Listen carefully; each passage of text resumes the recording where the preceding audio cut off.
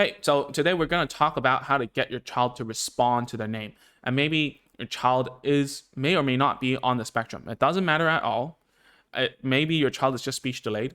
That doesn't matter at all. All I'm just telling is what worked for us, okay? And we've been teaching children how to respond to the names like over the internet, and we teach parents to do it, right? We don't do it ourselves. It's impossible to get a child to focus over the internet. So that's why you are my hands.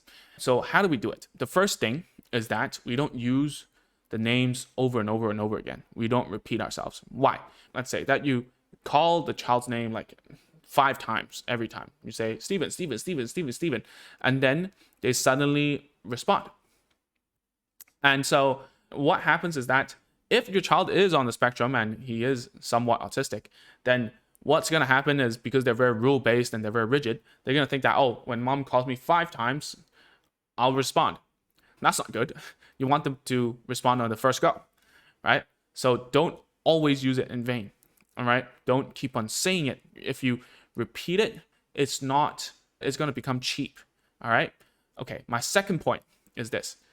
Do you have any reason for calling your kid, all right? If you don't have a reason to call for a kid, don't do it. The reason why is because when a child used to respond to you, but there was nothing that they got out of it, no smile, no hug, no whatever, nothing that they care about. Okay. And what do I mean by that? It's everyone will cease doing something if it's not economical. What does that mean? So let's say if you keep on going to a place and you don't get rewarded, what's going to happen? That reward's going to diminish. And that's a very sad point, I know, to make, but it's kind of true. And the reason is because there are two. Okay. Number one is that calling a name, usually how it's learned is that whenever the name is called, there's a good experience that happened, right?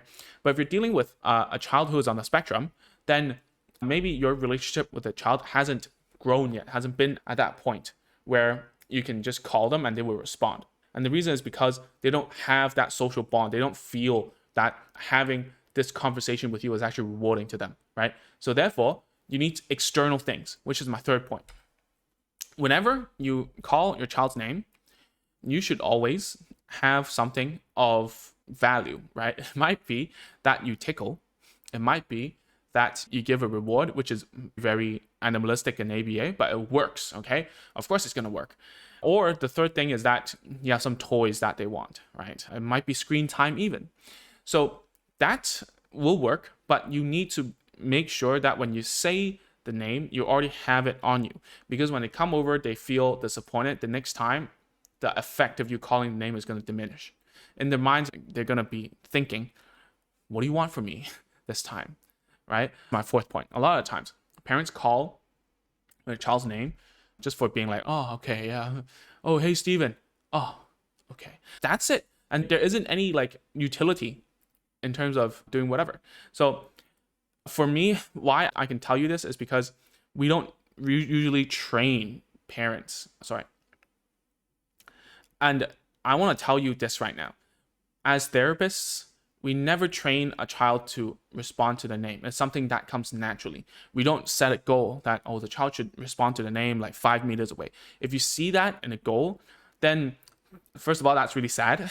Second of all, that means that goal or that therapist, I'm not poo-pooing over them. I'm just saying that maybe that's not the best use of our time and resources because it all comes naturally. If you have a good relationship and you've been teaching your child to communicate and play and stuff, they should come. All right. I'm going to show you right now on camera and it might be fast forwarded, but I'm going to call my cat over. All right. And I've never taught her that. And the reason why I can show you this is because I've done this with a lot of kids and a lot of children. Well, when I say a lot, I cannot count, okay? My very first case ever, his name, I cannot tell you, but I was the only person that he would respond to. If I say, hey, something, and then he would go, hey, Ming, and he would come to me, but I never taught him that. I never did. And the supervisor even is like, oh, we don't need to teach it because it will come naturally if your relationship is good. So let me try now, all right? It might be sped forward a little bit. Slade, come here. Slade, come here. Yeah, so my cat's getting up. I know I'm not supposed to repeat myself, but that's just in the initial phases of teaching. So now she's here. This is Slade.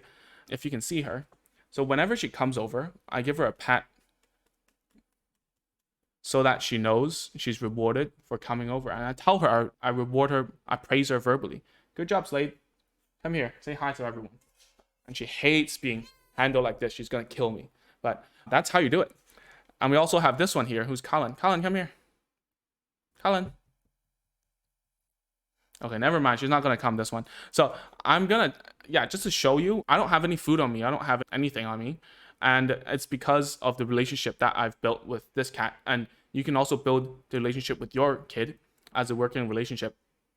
You know, it really doesn't matter. So go through the steps that I've talked about.